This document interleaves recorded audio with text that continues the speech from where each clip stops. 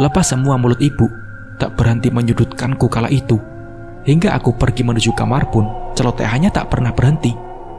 Anak sialan, anak setan, si pembawa sial, tak berguna. Itulah kata-kata yang hampir setiap hari ku dengar di telinga dari mulut ibuku. Hingga suatu ketika aku sudah tak tahan dengan semua umpatannya kepadaku.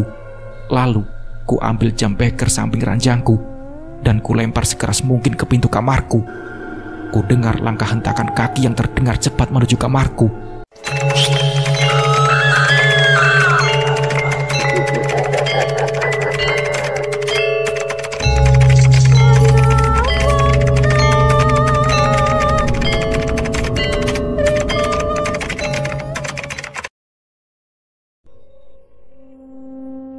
Ku dengar langkah hentakan kaki yang terdengar cepat menuju kamarku. Brrr! Suara pintu dibuka dan terdorong keras. "Kurang ajar! Sini kamu setan! Berani sekarang melawan!" teriak ibuku mendengar aku membanting benda ke daun pintu saat dirinya berceloteh. Rambutku dijambak dengan kuat dan menarikku keluar kamar. Beberapa kali aku menerima tamparan dan umpatan dari ibuku sendiri. Hal itu terus diulangi, tak berhenti hingga adikku keluar dan menahan keberingasan ibu saat menyiksaku. Bu, sudah bu, kasihan teteh bu," teriak adikku menahan tangan ibu sambil memelukku erat. Kalau saja adikku tak menahan ibu, mungkin aku sudah menerima banyak siksaan. Hingga akhirnya ibu menghentikan amarahnya karena melihat adikku yang juga ikut menangis memohon belas kasih ibu agar segera memaafkanku. "Ingat kamu Win, kamu makan di sini, tinggal di sini. Jadi jangan pernah bersikap seolah-olah kamu pantas melakukan itu," bentak ibu kepadaku. Dengan tangis yang masih deras di pipi, adikku segera menenangkanku. Hanya ada adik di rumah ini sebagai obat hidupku yang terluka. Dan karena penasaran yang kian tak menentu, aku pun pergi keluar hanya untuk menenangkan diri. Saat itu pukul 10 malam dan aku duduk di teras dengan lamunanku akan hidup. Esok hari pun tiba. Tak ada tegur sapa yang ibu berikan kepadaku. Matanya sinis, seolah jijik melihatku. Hingga saat akan pergi ke sekolah, aku coba berpamitan kepada ibuku. "Mulai hari ini, tak usah lagi kamu sekolah. Sekolahmu sudah gagal mendidikmu untuk hormat kepada ibumu sendiri. Lagi pula kamu wanita, tak usah kau sekolah terlalu tinggi," ketus ibuku. Mendengar hal itu, tentu saja hatiku hancur. Tapi aku tak berani membantahnya karena takut kejadian semalam terjadi kembali. "Tapi bu, teteh kan baru saja masuk. Lagi pula nilainya cukup bagus. Dan teteh juga rajin belajar," timpal adikku. "Sudah, kamu diam saja. Jangan terlalu mendukung kakakmu itu. Kamu lihat perilakunya. Semalam apa pantas seorang anak berani seperti itu kepada ibunya?" ucap ibu dengan nada yang cukup tinggi. "Sudah, gak apa-apa dek. Teteh ikhlas," lirikku sambil pergi menuju kamar. Aku pun segera pergi ke kamar dan mengganti baju secepat mungkin. Lalu aku kembali menghampiri ibu dan berpamitan untuk pergi saja ke warung untuk membantu Kang Tony dan Mama Rafa. Di perjalanan, aku pun berpapasan dengan Arif yang akan menuju toko di seberang jalan. "Loh, Wiwin, mau kemana? Kok tumben gak masuk sekolah?" tanya Arif. "Aa, iya tadi agak pusing, jadi aku gak masuk sekolah," jawabku dengan senyum palsuku. "Oh, begitu ya. Cepat sehat saja ya. Oh ya, barangkali mau ikut gabung. Jam 6 sore nanti ada pengajian rutin. Alhamdulillah sekarang banyak yang ikut. Bahkan anak-anak remaja seumuran kamu pun banyak yang ikut," ucap Arif setengah antusias. Iya, insya Allah ya," ucapku. Karena aku malu pergi ke pengajian akibat tak pernah mengerti akan paham agamaku sendiri, akibat tak pernah dididik oleh orang tuaku. Akhirnya, aku pun saling berpamitan dan menuju tujuan masing-masing. "Loh, Neng, kok bisa gak sekolah?" tanya Mama Rafa padaku. "Ibu memintaku berhenti sekolah, Cik," jawabku sedih. "Innalillahi, sangat keterlaluan sekali Cik Dedeh sama anaknya," ucap Mama Rafa. Aku pun meminta Mama Rafa untuk tidak memikirkan hal itu. Dan akhirnya, aku memutuskan untuk membantu warung saja. Mungkin disinilah aku harus berada, bukan sekolah ataupun berkumpul bersama teman-teman. Waktu mulai sore, dan aku tiba-tiba mengingat ajakan Arif untuk mengaji di masjid. Lalu, aku meminta izin kepada Mama Rafa dan Kang Tony untuk bisa pergi ke masjid sebelum warung tutup. Dan juga tak lupa untuk meminta mereka agar tak memberitahukan hal ini kepada ibu. Mereka pun setuju dengan apa yang diminta. Bahkan, mereka sangat menganjurkan agar aku rutin saja. Mereka sangat menganjurkan agar aku rutin saja untuk mengaji, agar bisa mengganti kegiatan sekolahku dan mengobati rasa sepi karena tak lagi bersekolah. Berbekal kerudung dan mukena yang diberikan Mama Rafa dari rumahnya, aku pun bergegas menuju masjid. Namun, saat sampai di sana, langkah kakiku terhenti karena mendengar anak-anak kecil dengan fasih membaca Al-Quran.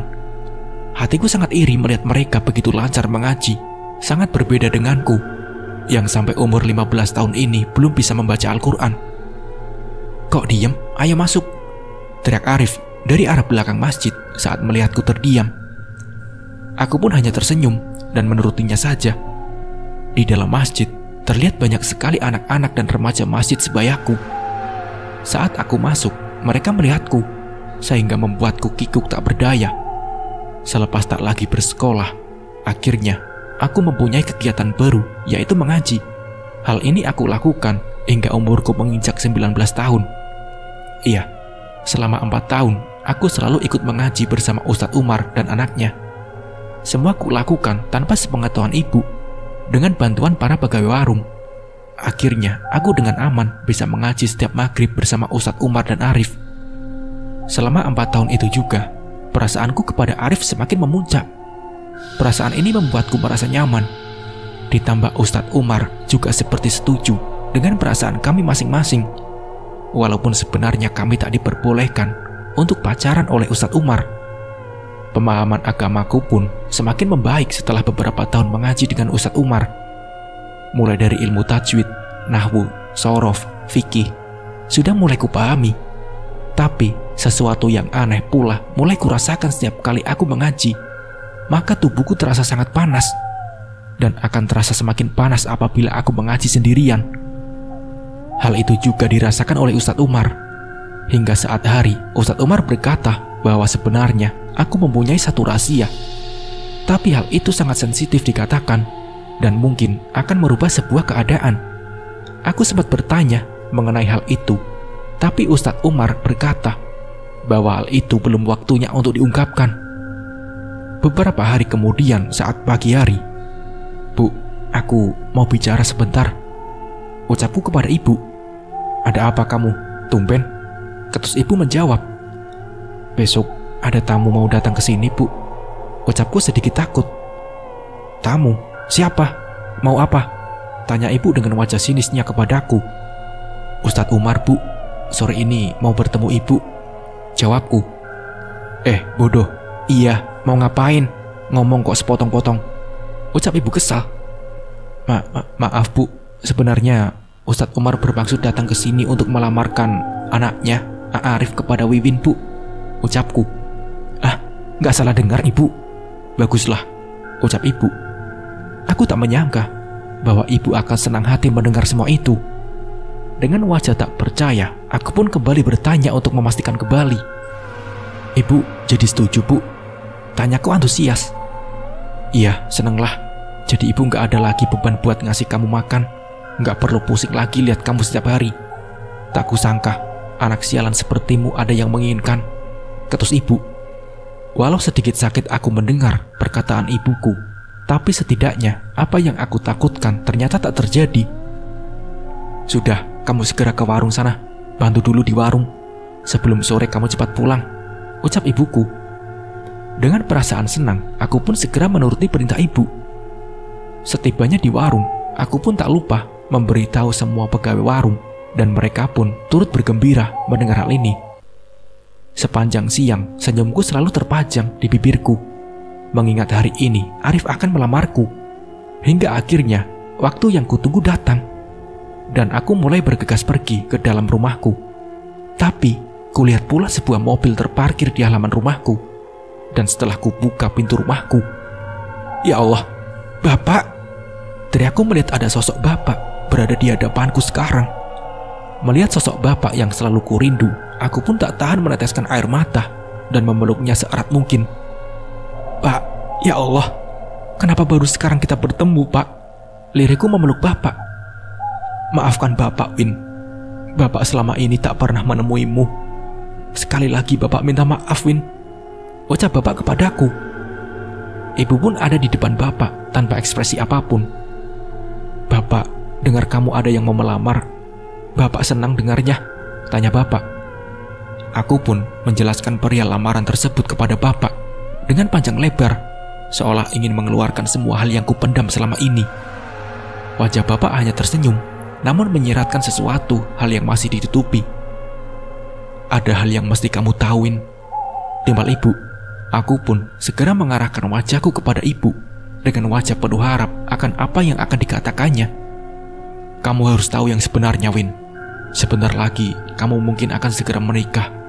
Tapi ada satu hal yang sekarang harus kamu ketahui. Bagi wanita, apabila akan menikah, wajib bagi seorang ayah untuk menjadi wali saksinya.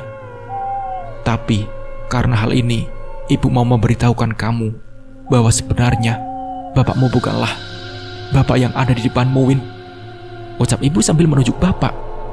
Apa, Bu? Maksudnya? Tanyaku kebingungan. Pak, Bapak, ucapku sambil melihat Bapak. Bapak hanya terdiam meneteskan air mata sambil menganggukkan kepalanya. Benar, ucap Ibumu, Win. Sudah saatnya kamu tahu sebenarnya Bapak bukanlah bapak kandungmu. Timbal Bapak memandang dalam mataku. Maksudnya apa, Pak? Bu? Tanyaku masih dalam keadaan tak percaya. Hingga saat Bapak akan melanjutkan perkataannya, aku pun secara tak sadar mengeluarkan air mata dengan deras. Tanda tak percaya dengan semua yang kudengar. Belasan tahun aku menunggu Bapak, tapi ini yang ku ketahui. Wiwin ini punya hati, Pak, Bu, ucapku sambil meninggalkan mereka berdua. Wiwin, bentak ibuku. Namun, aku tak mendengarkan bentakan ibu maupun perkataan Bapak. Yang ada dalam pikiranku hanya ketidakpercayaan kepada semua yang aku ketahui. Aku pun terus berlari, mengikuti langkah kakiku yang entah pergi kemana. Hingga aku terhenti di masjid di mana aku sering mengaji bersama Ustadz Umar. Tubuhku lemas dan tersandar ke dinding masjid diiringi isak tangis yang tak bisa aku tahan. Hatiku sangat hancur mendengar semua ini. Neng Wiwin, ucap seseorang memanggilku dari arah samping. Teh Ade, ucapku. Melihat Teh Ade berada di sampingku, aku pun langsung memeluknya untuk menyadarkan perasaanku. Tak ada ucapan yang aku keluarkan, hanya tangis yang bisa kulakukan di dalam pelukan yang kulakukan padanya. Teh Ade pun akhirnya membawaku ke rumahnya. Akhirnya kamu tahu juga kebenarannya, Neng. Sebenarnya Teteh sangat ingin memberitahukannya dahulu saat melihat Cek Dede selalu memperlakukanmu dengan semena-mena. Tapi itu bukan hak Teteh untuk ikut campur, Neng. Maafkan Teteh. Teh Ade menjelaskan. Jelaskan, Teh, semua yang Teteh tahu, aku mohon. Pintaku memelas. Sebenarnya ayah kandungmu bernama Kang Rohan. Dulu sekali Kang Rohan merupakan salah satu orang terpandang di kampung ini. Bisa dibilang Kang Rohan juga cukup berada dari segi materi. Hingga satu waktu Kang Rohan tertimpa musibah, dan akhirnya semua kekayaannya habis. Untuk menutupi musibah tersebut, Kang Rohan mengalami kecelakaan yang membuat kakinya tak bisa berjalan. Dan untuk biaya pengobatan, semua hartanya habis begitu saja. Kecelakaan itu terjadi saat umurmu 9 bulan, Neng. Hingga akhirnya ibumu tak kuat menerima kenyataan itu dan meninggalkan ayahmu. Lalu tak lama, dalam keadaan sakit, Kang Rohan ditinggalkan begitu saja oleh ibumu dan menikah dengan teman Kang Rohan yang bernama Kang Junaidi, yang kamu anggap bapak sekarang, Neng. Lalu Cek Dedek dengan rasa tak bersalah mendatangi Kang Rohan yang tengah sakit bersama Kang Junaidi untuk meminta restu agar mereka bisa menikah dan meminta Kang Rohan menceraikannya. Kang Rohan yang pada dasarnya memang sangatlah baik ternyata merestui mereka dan menitipkan kamu kepada Kang Junaidi. Kang Junaidi sebenarnya merasa bersalah, namun rasa cintanya kepada ibumu menutupi pikiran Kang Junaidi waktu itu, ucap Teh Ade menjelaskan. Semakin hancurlah hatiku mendengar penjelasan Teh Ade. Pikiran dan hatiku remuk, tak tertahankan. Air mataku semakin mengalir deras. Terus kenapa sikap ibu sangat membenciku, Teh? Tanyaku kembali. Karena kebencian dan hati kotor Cek Dedek kepada Kang Rohan yang dianggapnya tidak bisa membahagiakannya, Neng. Ibumu menikah dengan Kang Rohan karena hartanya, sehingga saat Kang Rohan jatuh miskin, ibumu meninggalkannya, dan kamu, Neng, mewarisi wajah Kang Rohan, dan itu yang membuatnya sangat benci kepadamu, tambah Teh Ade. Sungguh tak percaya yang ku dengar ini. Setega itukah ibu kandungku? Ada suatu hal lagi yang meski kau tahu, Neng. Setelah ibumu meninggalkan Kang Rohan, Cek Dedek lalu membuka usaha warung, dan Teteh pun sebenarnya merasa bersalah karena waktu itu warung sangat sepi. Lalu Teteh berkata kepada Cek Dedek untuk melakukan ritual penglaris warung. Teteh merasa bersalah, Neng. Semua hal aneh yang terjadi di dirimu mungkin ada sangkut pautnya dengan penglaris yang dilakukan Cek Dedek atas inisiatif Teteh, Neng. Ucap Teh Ade yang seketika mengeluarkan air mata tanda menyesal. Teh Ade lekas memelukku tanda menyesal dan meminta maaf kepadaku. Kami pun larut dalam kesedihan dan tangis kala itu. Teh, terus apa yang menyebabkan Bapak Junaidi dan Ibu berpisah? Tanyaku. Itu karena warung semakin berkembang dan Kang Junaidi tak bisa menandingi usaha dari ibumu. Ibumu sangat berharap Kang Junaidi bisa lebih baik dari Kang Rohan. Namun semua itu tak didapatkan ibumu, Neng. Jawab Teh Ade. Berulang kali Teh Ade terus meminta maaf akan perilakunya yang dulu mengajak Cek Dedek untuk melakukan ritual penglaris. Masih dalam keadaan saling berpelukan, dan derai air mata aku pun memaafkan Teh Ade. Sebenarnya, apakah bapak kandungku masih hidup, Teh? Tanyaku. Sambil mengusap air mata, Teh Ade berkata bahwasanya bapak kandungku tak lama meninggal dunia setelah berpisah dengan Cek Dedek dan dimakamkan di kampung halamannya. Neng, baik buruknya kenyataan yang Neng terima sekarang, alangkah baiknya Neng Wiwin pulang saja. Yang sudah biarlah berlalu, Neng. Apalagi besok Neng Wiwin akan dilamar Arif. Teteh sangat mendukung Neng Wiwin menikah dengan Arif. Orangnya baik, tidak pernah berbuat macam-macam selama ada di kampung kita, ucap Teh Ade. Hatiku sedikit lega dengan perkataan Teh Ade. Lalu tangisku kuusap dan aku pun pergi dengan sedikit senyum ke arah Teh Ade. Ya Allah, Wiwin, teriak Bapak Junaidi melihatku pulang kembali sambil memelukku. Aku, ibu, dan bapak kini duduk di dalam rumah. Tak tahu diri kamu, Win. Orang tua mau bicara, kamu pergi begitu saja, bentak ibu kepadaku. Sudah, Dede, Wiwin baru balik lagi. Jangan kau selalu marah dan marah terus, ucap bapak sedikit meninggi mendengar bentakan ibu padaku. Maka perbincangan pun berlanjut. Aku pun menjelaskan bahwasanya aku sudah mengetahui masa lalu Bapak Junaidi dan Ibu, meskipun aku tak memberitahu dari mana aku mendapatkan semua itu. Benar, Win, Bapak memang bukan bapak kandungmu. Tapi demi Allah, Bapak sangat sayang sama kamu. Bapakmu Kang Rohan dulu teman sejawat Bapak. Kami selalu bersama, susah dan senang. Saat kecil, kamu sudah diamanahkan oleh bapakmu untuk menjagamu setiap saat. Bapak dan ibumu sepakat untuk menikah, ucap bapak menjelaskan.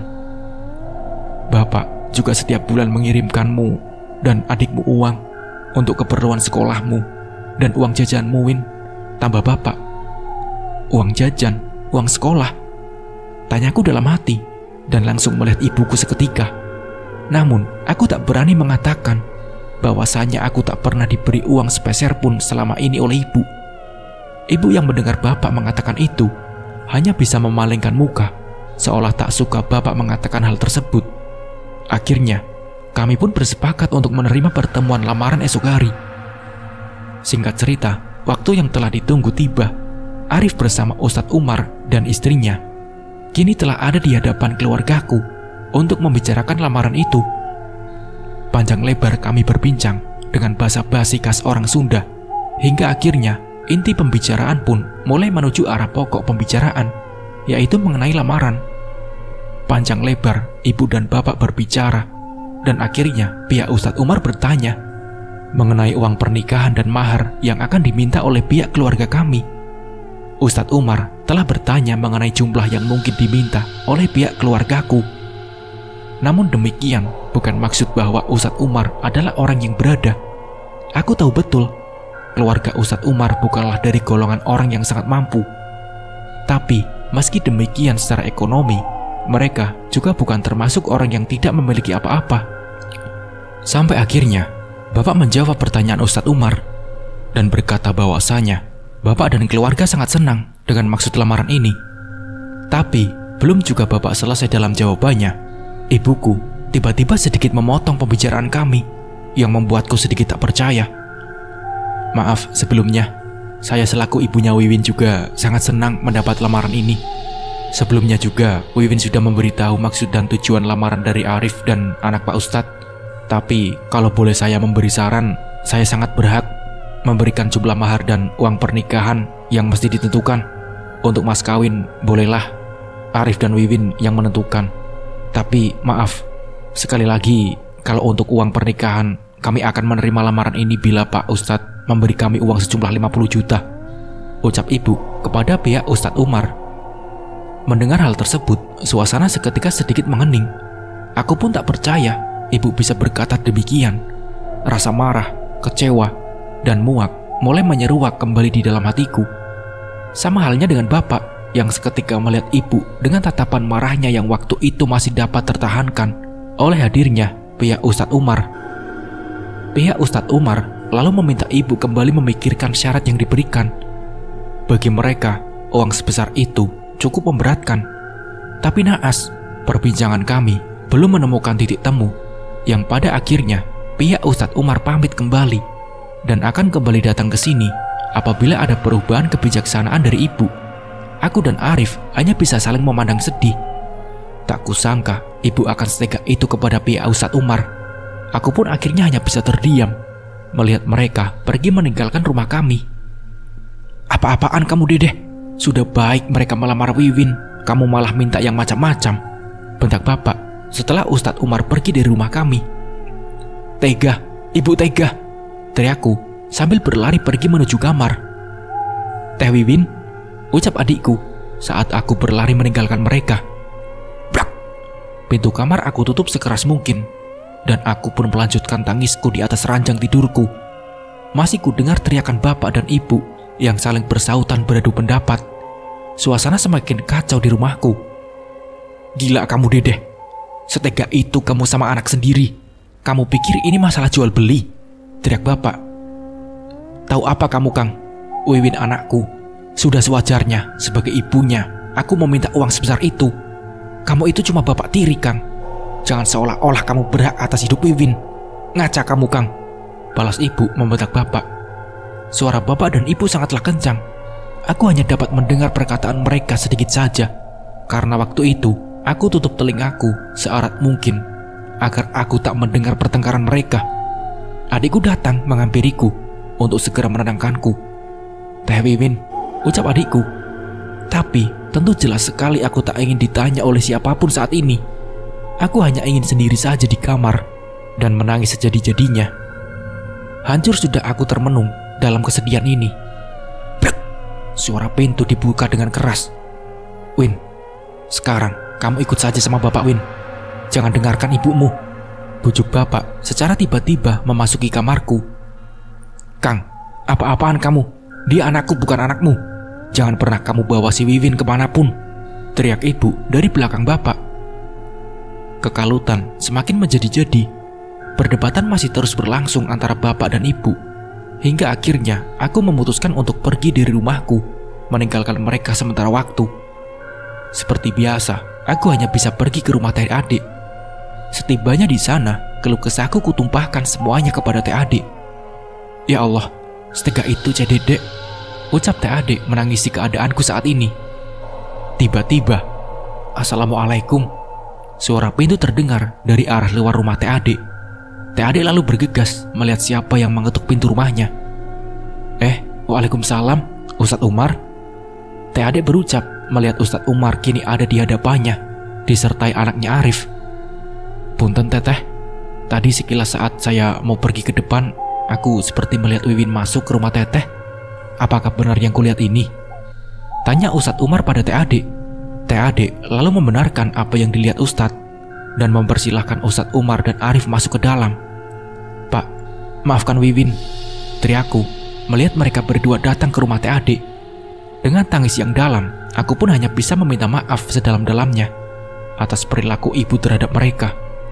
Ustadz Umar dan Arif dengan lapang dada tentu saja menerima permintaan maafku dan segera menenangkanku dengan semua ucapannya. "Sebenarnya, Bapak tidak heran dengan jawaban ibumu tadi, Win. Boleh percaya atau tidak, semua yang dikatakan ibumu sejatinya bukan keluar dari nurani ibumu. Bapak lihat banyak sekali hal gaib yang terlihat di sana," ucap Ustadz Umar kepadaku. "Berawal saat pertama kali makan di warung ibumu, Bapak sudah melihat hal aneh di sana. Makanan yang kamu bawakan buat kami dulu saat pertama datang ke sini terlihat seperti sepiring belatung dan cacing. Tapi Bapak dan Arif enggan memberitahumu untuk menjaga perasaanmu dan semua pegawai warung," tambahnya. Mendengar hal itu, TAD pun lantas membenarkan perkataan Ustadz Umar kala itu. Lalu TAD menceritakan bahwasanya Cedede melakukan ritual penglaris untuk warung makannya itu. Itu pun atas inisiatif TAD dulu. Hingga TAD pun merasa sangat bersalah atas apa yang sudah dilakukannya dahulu bersama Cedede. "Win, kamu yang sabar ya. Sebenarnya di rumah tadi aku dan Abi sudah sepakat untuk mencari uang yang diminta ibumu. Aku bermaksud untuk menjual beberapa barangku. Meskipun itu belum cukup untuk menutupi keinginan ibumu, tapi insya Allah aku akan mencari sisanya," ucap Arif kepadaku, yang membuat hatiku merasa sangat bersalah. "Win, dengar Bapak. Bukan maksud Bapak ikut campur dalam masalah demikian. Tapi nanti maghrib cobalah kamu datang ke rumah Bapak seperti biasa. Bapak akan mencoba meruqyah kamu. Bapak lihat banyak hal yang menutupi kamu selama ini. Dan nanti juga kita akan melakukan tawasul dan istighosah bersama," pinta Ustadz Umar kepadaku. Aku pun mengangguk atas ajakan Ustadz Umar itu. Singkat waktu sore hari, aku selama pagi tak pulang kembali, lalu bergegas pergi menuju masjid untuk menghadiri ajakan Ustadz Umar. Terlihat beberapa murid Ustadz Umar, baik laki-laki maupun perempuan, sudah berkumpul bersama. Setelah melakukan sholat maghrib berjamaah, kami pun berkumpul bersama melakukan istighosah dan tawasul bersama. Beberapa botol air juga terlihat di tengah kami saat itu. Setelah semua selesai, Ustadz Umar lantas memintaku untuk duduk di tengah mereka. Dan saat itu ruqyah pun dilakukan. Aku tak sadar kejadian apa yang telah kualami kala itu. Yang kuingat, aku hanya terbangun saat murid perempuan Ustadz Umar membangunkanku. Mereka berkata bahwa proses ruqyah telah dilakukan. Mereka berkata bahwasanya selama ini aku selalu ditemani makhluk-makhluk gaib yang ada dalam badanku hasil dari ritual penglaris ibuku. Mereka sangat senang melihat ibuku selalu menyiksa dan memarahiku, dan membuatku juga dapat melihat makhluk gaib yang kadang terlihat oleh mataku. Badanku serasa sedikit ringan kala itu, hingga akhirnya Ustadz Umar menemuiku kembali. "Ini air kamu siramkan ke sekitar rumah dan warung ibumu ya, Win. Kamu lakukan saja, insya Allah menolong kita, Win. Dan satu lagi, setelah kamu selesai menyiramkan air itu, kamu membaca surat Al-Jin. Dan apapun yang terjadi, kuncilah pintu kamarmu dan jangan kamu buka apapun yang terjadi sebelum kamu selesai membacanya," ucap Ustadz Umar. Selesai itu, aku pun kembali ke rumahku dan membawa beberapa botol air yang diberikan Ustadz Umar di masjid tadi. "Anak tak tahu diuntung. Tiap kali ada masalah, selalu saja pergi. Dasar tak tahu diri kamu, Win," bentak ibu kembali memarahiku saat aku pulang. Aku hanya terdiam tak menjawab pertanyaannya dan lekas pergi keluar. Aku pun melihat sekitar rumahku, dan ternyata bapak juga telah pergi entah kemana.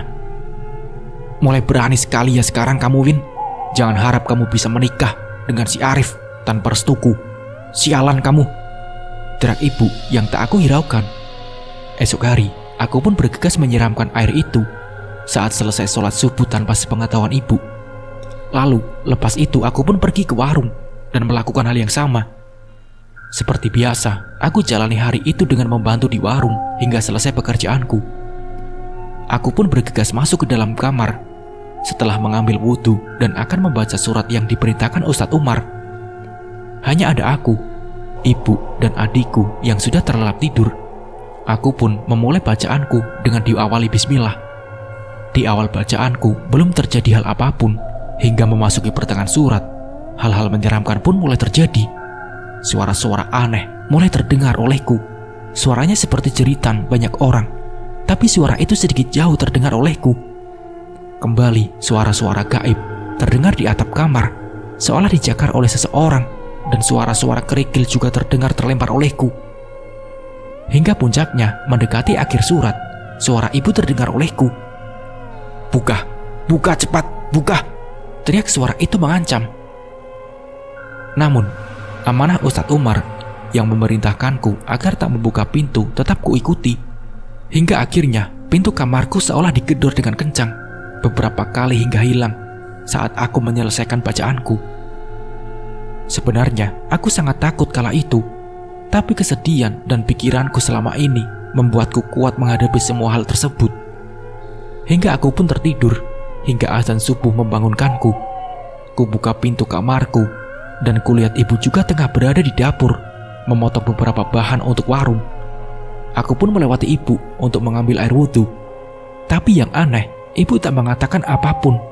Padahal waktu malam seingatku, ibu memanggil-manggilku dengan keras. Jadi siapa yang berteriak semalam? Pikirku. Tak banyak pikir, aku pun segera mengambil air wudhu dan bergegas pergi sholat.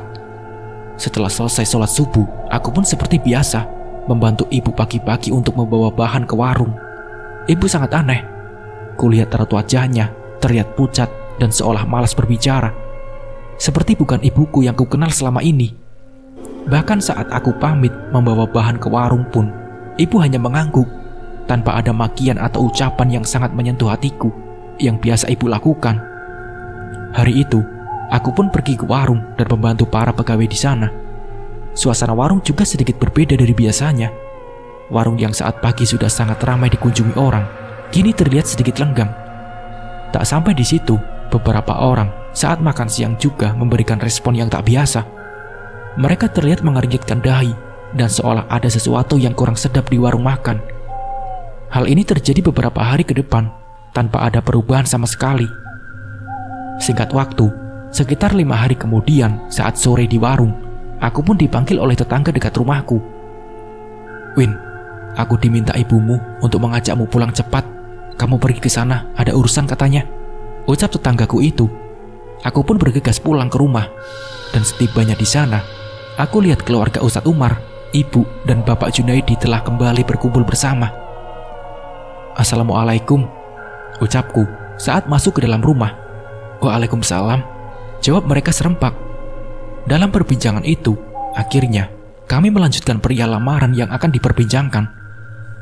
Sebenarnya, hatiku masih ragu akan lamaran ini akan berjalan dengan lancar. Aku masih syok dengan permintaan ibu kepada Pak Ustadz Umar tempo hari. "Neng, alhamdulillah. Maaf sebelumnya, Bapak mendahului perbincangan ini. Bapak dan Ibu akhirnya menyetujui lamaran Arif," ucap Bapak. Aku sangat tidak percaya dengan keadaan itu. Aku pun melihat ibu yang hanya bisa terdiam lesu entah mengapa. Tapi saat itu, aku tak memiliki pertanyaan apapun melihat keadaan ibu. Yang ada dalam pikiranku hanya kebahagiaan akan lamaran yang diterima oleh bapak dan ibu. Selesai lamaran tadi, pihak Ustadz Umar akhirnya pergi dan akan kembali lagi membicarakan perihal tanggal resepsi pernikahanku lain waktu. Kulihat ibu tiba-tiba pergi keluar rumah tanpa mengucapkan sepatah kata pun kepadaku maupun bapak. "Makasih Pak, Wiwin senang. Tapi kenapa tiba-tiba ibu berubah pikiran?" tanyaku sambil memeluk bapak. "Bapak juga tidak tahu, Neng. Tiba-tiba saja pagi-pagi bapak dikabari ibu untuk datang ke sini untuk membicarakan lamaran," ucap bapak. "Memangnya Arif dan keluarganya sudah memiliki uang yang diminta ibu, Pak?" tanyaku. "Ibu memang minta, tapi pihak Ustadz Umar hanya mampu memberikan uang pernikahan sebesar 20 juta saja. Yang bapak heran, ibu tak menolaknya dan langsung menyetujui Ustadz Umar. Ya, mungkin ini jawaban doa kamu, Win," pungkas bapak tersenyum. Setelah beberapa hari, keadaan rumah semakin berbeda. Ibu lebih banyak diam, walaupun wajah ketusnya selalu terlihat padaku. Tapi setidaknya, hardikan dan cecaran ibu tak sebesar biasanya. "Terima kasih Bu, sudah bersedia menerima lamaran Arif," ucapku kepada ibu. Iya, jawab ibuku singkat. Aku pun langsung memeluk ibu. Walau saat itu ibu tidak memelukku kembali, tapi aku sangat senang dengan perubahannya. Singkat waktu, pernikahan kami pun berlangsung. Walau tak semeriah orang lain, tapi setidaknya hari ini aku bisa merasakan kebahagiaan yang sangat dalam. Kini aku bersanding dengan pria yang aku cintai. Beberapa tahun aku jalani rumah tanggaku dengan harmonis, dan aku pun lebih memilih tinggal di sebuah kontrakan dekat rumahku bersama Kang Arif. Sejalan dengan rumah tanggaku pula, ternyata keadaan ibuku ternyata berbanding terbalik dengan keadaanku. Kesehatannya semakin menurun, dan warung pun tak seramai dulu, hingga harus menutup beberapa cabangnya. Hingga saat umurku menginjak umur 4 tahun pernikahanku, aku meminta Kang Arif untuk tinggal bersama ibu, karena kini ibu sudah dalam keadaan yang mengkhawatirkan. Ditambah adikku kini juga telah menikah dan tinggal bersama istrinya di luar kota. Adikku telah memiliki pekerjaan yang bagus kala itu, hingga menuntutnya untuk pergi dari kampung dan bekerja di luar kota. Melihat hal itulah, aku yang dekat dengan rumah ibu memutuskan untuk menjaga dan merawat ibu yang hanya bisa terbaring lemah. Penyakitnya cukup membuat heran. Beberapa kali dokter tak memberikan jawaban pasti akan penyakit yang diderita ibu. Hingga akhirnya beberapa tahun aku mengurus dan merawat ibu. Warung kini telah bangkrut total. Tak ada satupun orang yang melanjutkan. Keadaan ibu semakin kritis hingga umurku menginjak 32 tahun. Dan tepat tanggal 27 Januari 2021, ibuku meninggal dunia. Namun, sehari sebelum ibuku meninggal, beliau tiba-tiba meminta maaf kepadaku atas semua perilakunya selama ini. Maafkan Ibu Win, sudah sangat kasar selama ini padamu. Sejatinya, ibu keras kepadamu agar kamu bisa mengerti pedihnya hidup dan tidak mudah terpengaruh kehidupan ini. Tapi ibu telah salah jalan, sampai-sampai ibu berbelok dari tujuan awal dan mulai membencimu karena kamu mirip dengan mendiang ayahmu. Tak pantas, Win, surga di bawah kakiku, ucapnya lirih. Wiwin, maafkan Bu, tapi ibu jangan berkata demikian. Walau ibu menganggap surga tak ada di bawah kaki ibu, tapi Wiwin akan menganggap baktiku kepada ibu sebagai surgaku, Bu. Maafkan Wiwin selama ini tak bisa menjadi anak yang berbakti kepada ibu. Jawabku menangis. Dan itulah perbincangan terakhirku bersama ibuku. Nah, seperti itulah kisahnya. Terima kasih buat teman-teman yang sudah menonton dari awal sampai akhir. Semoga di kisah ini kita bisa mengambil hikmah dan pembelajarannya. Mungkin cukup sekian dari saya. Wassalamualaikum warahmatullahi wabarakatuh.